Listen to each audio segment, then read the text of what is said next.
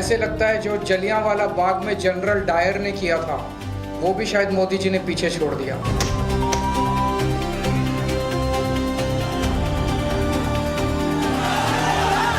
कभी हिटलर ने बनाया था और आज हम लोग भारतीय जनता पार्टी की सरकार में देख रहे हैं। मैं कहना चाहता हूं मोदी जी इस देश के सबसे बड़े एंटी नेशनल आप हैं। एंटी यूथ है, एंटी गरीब है, एंटी किसान है। अब 12 साल हो गए, हम सब देख रहे हैं ना।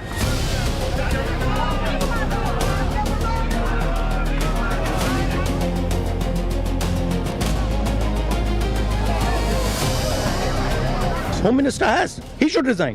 And Home Minister reports to Prime Minister, he should resign. कोई दलगत राजनीति का विषय नहीं है, ये देश का विषय है। यूं तो आज संसद में मंगल मिलन हुआ, लेकिन मंगल को ही सियासी दंगल ने अलग रंग रूप ले लिया। संसद के मॉनसून सत्र का दूसरा दिन भी हंगामे की भीड़ चढ़ गया। शाम होते होते राहुल, प्रियंका खड़गे समेत कई कांग्रेसी नेता पीएम आवास के करीब धरने पर बैठ गए। जंतर मंतर पर अरविंद केजरीवाल पहुंच गए तो दिल्ली बॉर्डर पर किसानों का जमावड़ा लगा रहा। यानी दिल्ली में इस वक्त धरने पर घमासान मचा है। नीट यूजी पेपर लीक मामले को लेकर मोदी सरकार को कई मोर्चों पर घेरा जा रहा है। यह प्रधानमंत्री नरेंद्र मोदी की सरकार के लिए बड़ी अग्नि परीक्षा है। सवाल है कि क्या सरकार कोई समाधान निकाल पाएगी या फिर विरोध का ये दौर लंबा खींचने वाला है, क्योंकि जंतर मंतर पर छात्रों के नाम पर हो रहे प्रोटेस्ट पर तमाम सियासी पार्टियां छात्रों के कंधे पर बंदूक रखकर अपना सियासी मकसद साधने में लगे हैं। मोदी विरोधी सियासी पार्टियों में इस बात की होड़ लगी है कि कैसे भी छात्रों के इस प्रोटेस्ट के सहारे अपनी पॉलिटिक्स को आगे ले जाया जाए। कल अखिलेश और डिंपल ने आंदोलन का चेहरा बनने की पूरी कोशिश की। अरविंद केजरीवाल ने भी पूरी ताकत लगा रखी है। लेकिन आज राहुल गांधी और प्रियंका गांधी ने पीएम मोदी को ही नहीं बल्कि अखिलेश और डिंपल को भी बड़ा सरप्राइज दिया। आज राहुल गांधी और प्रियंका गांधी ने खड़गे के घर से पीएम हाउस तक मार्च निकाला, सरकार के खिलाफ नारेबाजी की और फिर पीएम हाउस के बाहर धरने पर बैठ गए।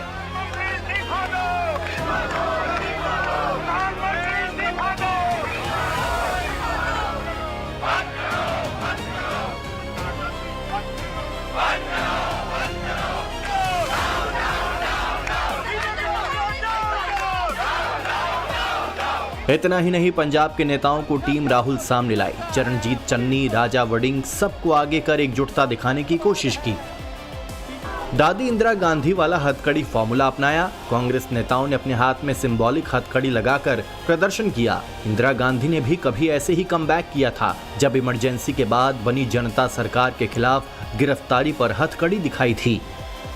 पीछे आप तस्वीर देख सकते हैं पीएमओ के बाहर, जहां कांग्रेस के तमाम नेता राहुल गांधी, प्रियंका गांधी और मल्लिकार्जुन खड़गे के तहत साथ ही कई सांसदों को यहां लाया गया था। वो वहां प्रदर्शन कर रहे थे, नारेबाजी कर रहे थे और लगातार अपनी एक मांग को दोहरा रहे हैं कि शिक्षा मंत्री धर्मेंद्र प्रधान का इस्तीफा होना चाहिए।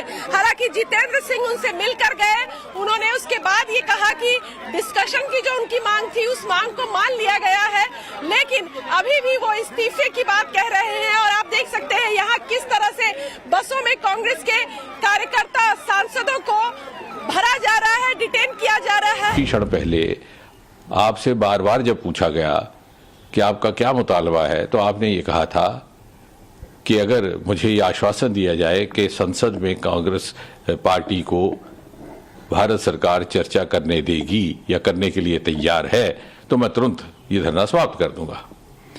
लेकिन अब आप अपनी बात से हट रहे हैं। तो बोले साहब ये तो मेरी मर्जी है, मेरी मांगें बदल चुकी हैं। लेकिन प्रदर्शनकारी छात्र अभी तक शिक्षा मंत्री धर्मेंद्र प्रधान के इस्तीफे की मांग कर रहे थे। अब तो राहुल गांधी सीधे प्रधानमंत्री मोदी का इस्तीफा मांग रहे हैं। धर्मेंद्र प्रधान के इस्तीफे से कम में आप लोग मानेंगे? This is Dharmendra Pradhan, he's an intermediary. Absolutely he should resign. But Dharmendra Pradhan hasn't beaten up the students. Home Minister has. He should resign. And Home Minister reports to Prime Minister. He should resign. What is going on? इस्तीफे का दबाव इसलिए नहीं बन पा रहा है क्योंकि वो जानते हैं अगर इस्तीफा दे दिया तो दबे हुए राज भी वो न खोल दें। इसलिए भारतीय जनता पार्टी अपने किसी संगी साथी मंत्री पर दबाव नहीं बना पा रहे हैं और वही कारण है जिसकी वजह से इस्तीफा नहीं हो रहा है। मोदी विरोधी पार्टियां कल छात्रों के संसद मार्च के दौरान पुलिस के एक्शन पर सरकार को घेर रही है। कल सीजेपी के नेतृत्व में संसद मार्च के दौरान कई जगहों पर तोड़फोड़ और पत्थरबाजी की गई। पुलिस पर भी पत्थर बरसाए गए, मीडिया को निशाना बनाया गया। इस प्रदर्शन के दौरान कई छात्र घायल हुए और कई पुलिसकर्मियों को भी गंभीर चोटें आईं। कुछ ऐसे तत्व थे, शायद उनके दिमाग में कुछ और भी प्लान रहा होगा और उन लोगों ने कई इस तरह के लोगों को नुकसान पहुंचाया। बहुत सारे लोगों को, हमारे पुलिसकर्मियों को पकड़ के पीटा, डंडों से पिटाई करी, जूता चप्पल फेंका, खाली बोतलें फेंकी और बैरिकेड तोड़ दिए। कई गाड़ियां तोड़ी पुलिस की, प्राइवेट गाड़ियां भी तोड़ी उन लोगों ने और पत्थरबाजी कई जगह पर की उन्होंने। और कई जगह पर पत्थरबाजी करते हुए हमारे पुलिसकर्मी भी बहुत सारे घायल हुए, लगभग 115 के करीब अभी घायल हुए। एमएलसी बन चुकी है, आगे भी हो सकता है संख्या बढ़े। उसी दौरान मुझे भी चोट लगी। घायल छात्रों से मिलने के लिए स्वास्थ्य मंत्री जेपी नड्डा राम मनोहर लोहिया अस्पताल गए। घायलों का हालचाल जाना। अरविंद केजरीवाल और राहुल गांधी भी आरएमएल अस्पताल पहुंचे। अरविंद केजरीवाल ने आरोप लगाया कि छात्रों पर फर्जी एफआईआर की जा रही है। केजरीवाल ने हेल्पलाइन जारी कर दावा किया कि वो घायल छात्रों को कानूनी और मेडिकल मदद देंगे। शाम होते होते अरविंद केजरीवाल जंतर मंतर पर हो रहे प्रदर्शन में भी शामिल होने पहुंचे। यहाँ पर अरविंद केजरीवाल जो हैं, आतिशी मार्लिन जो हैं, वो यहाँ पर संजय सिंह जो हैं, वो यहाँ पर आए हुए हैं और यहाँ पर जो है प्रोटेस्ट साइड में यहाँ पर आए हुए हैं अरविंद केजरीवाल। और यहाँ पर जो तमाम छात्र यहाँ पर प्रोटेस्ट पर बैठे हुए, धरने पर बैठे हुए हैं, उनसे यहाँ पर मुलाकात करने के लिए आए हैं, बातचीत करने के लिए आए हैं। सीधी तस्वीर हम अपने दर्शकों को दिखा रहे हैं जंतर मंतर की साइड से, प्रोटेस्ट साइड से, जहाँ पर अरविंद केजरीवाल, आतिशी मार्लिना और संजय सिंह, जो कि राज्यसभा में आम आदमी पार्टी के नेता हैं, सांसद हैं, वो यहाँ पर आए हुए हैं। सीधी तस्वीर हम अपने दर्शकों को दिखा रहे हैं। केजरीवाल ने प्रधानमंत्री मोदी को एंटी नेशनल बताया और जालियांवाला बाग के जनरल डायर से तुलना कर दी, तो प्रियंका गांधी ने प्रधानमंत्री मोदी को एंटी यूथ, एंटी किसान बता दिया। इस किस्म की ब्रूटैलिटी आज तक कभी देखी नहीं गई थी। ऐसे लगता है जो जलियांवाला बाग में जनरल डायर ने किया था, वो भी शायद मोदी जी ने पीछे छोड़ दिया। कुछ लोगों का कहना है शायद जनरल डायर की आत्मा ने मोदी जी के रूप में जन्म लिया है। मोदी जी कहते हैं ये एंटी नेशनल थे। मैं कहना चाहता हूं मोदी जी इस देश के सबसे बड़े एंटी नेशनल आप हैं। ये कहते हैं ये बच्चे आतंकवादी थे। मोदी जी सबसे बड़े आतंकवादी आप हैं। दुखी हो चुका ये देश आपसे। राहुल जी ने कहा कि prime minister Modi anti youth है। बिल्कुल एंटी यूथ है। मैम बीजेपी देखिए एंटी यूथ है, एंटी गरीब है, एंटी किसान है। अब 12 साल हो गए, हम सब देख रहे हैं ना। मोदी सरकार पर सियासी हमला यही नहीं रुका। समाजवादी पार्टी के मुखिया अखिलेश यादव ने मोदी सरकार की तुलना हिटलर से कर दी, तो डिम्पल ने सिस्टम को सड़ा हुआ बता दिया। ओवैसी ने इसे मिसमैनेजमेंट बताया। सरकार की लाठी से ही छात्रों का, नौजवानों का, युवाओं का सर फूट रहा है। आंसू गैस गोले चल रहे हैं, आप करंट लगा रहे हो। किसने नहीं देखा, किसको नहीं समझा कि कभी हिटलर ने अपने पॉलिटिकल लोगों के साथ इस तरह का एक गैंग बनाया था। लगता है इस तरह के लोग थे जो प्राइवेट ड्रेस में थे और लाठी लेकर के लोगों को मार रहे थे। कभी हिटलर ने बनाया था और आज हम लोग भारतीय जनता पार्टी की सरकार में देख रहे हैं। ये कभी स्वीकार नहीं हो सकता है लोकतंत्र में। अगर कोई बीमार होता है तो उसका इलाज कराया जाता है। तो कहीं ना कहीं ये बच्चे ये बताने आए थे संसद भवन तक, उनका मार्च इसीलिए था कि वो सरकार को बताना चाहते थे कि आपका सिस्टम एक तरीके से बीमार पड़ गया है, काम नहीं कर रहा है ढंग से, उनके हितों के बारे में नहीं सोच रहे। इतने हफ्तों से चल रहा है, आप बातचीत कल क्यों करते हैं? आप तो पहले से बातचीत करना चाहिए था उन स्टूडेंट से। और कंप्लीट मिसमैनेजमेंट है। और जो विजुअल सामने आए हैं वो आप खुद देख लीजिए, हमको बोलने की क्या जरूरत है? जिसके दिल में धड़कता हुआ दिल होगा और थोड़ा बहुत दिमाग होगा तो वो देखेगा उन विजुअल्स को देखकर किस तरीके से मारपीट की गई। विपक्ष मोदी सरकार पर हमलावर है। दूसरी तरफ प्रधानमंत्री मोदी ने आज एनडीए नेताओं के साथ बैठक की। इस बैठक को मंगल मिलन नाम दिया गया। बैठक में प्रधानमंत्री मोदी ने नीट परीक्षा को लेकर बड़ी बात की। प्रधानमंत्री ने कहा, देश के बच्चों के भविष्य के साथ बुरा नहीं होने देंगे। नीट पेपर लीक में 13 लोग जेल में हैं। इनको सजा दिलाने के लिए धुरंधर वकील इनके खिलाफ खड़े हों। बालक मन को गुमराह करना आसान और राह दिखाना कठिन होता है। गुमराह करने वाले गुमराह करते रहेंगे, लेकिन सरकार बच्चों के उज्जवल भविष्य के लिए कोई कोर कसर नहीं छोड़ेगी। प्रधानमंत्री ने यह भी कहा कि भविष्य में इस तरह के पेपर लीक को रोकने के लिए कड़े कदम उठाए गए हैं। पेपर लीक धंधे में जो लिप्त है जो लोग दोषी पाए गए हैं, जिसको अरेस्ट किया गया है, उसको जेल में डाल करके प्रधानमंत्री जी ने अपील भी किया है कि उनका जो सजा है उसको सख्ती से सख्ती सजा कैसे दिया जाए, उसमें सारा टॉप क्लास के वकील लोग भी साथ दें। कोई दलगत राजनीति का विषय नहीं है, ये देश का विषय है। कल जेपी नड्डा के साथ सीजेपी के प्रवक्ताओं की मुलाकात हुई थी। नड्डा ने बैठक में कॉकरोच जनता पार्टी से धरना खत्म करने की अपील भी की थी। सूत्रों के मुताबिक सरकार का कहना है कि बातचीत के लिए दरवाजे खुले हैं।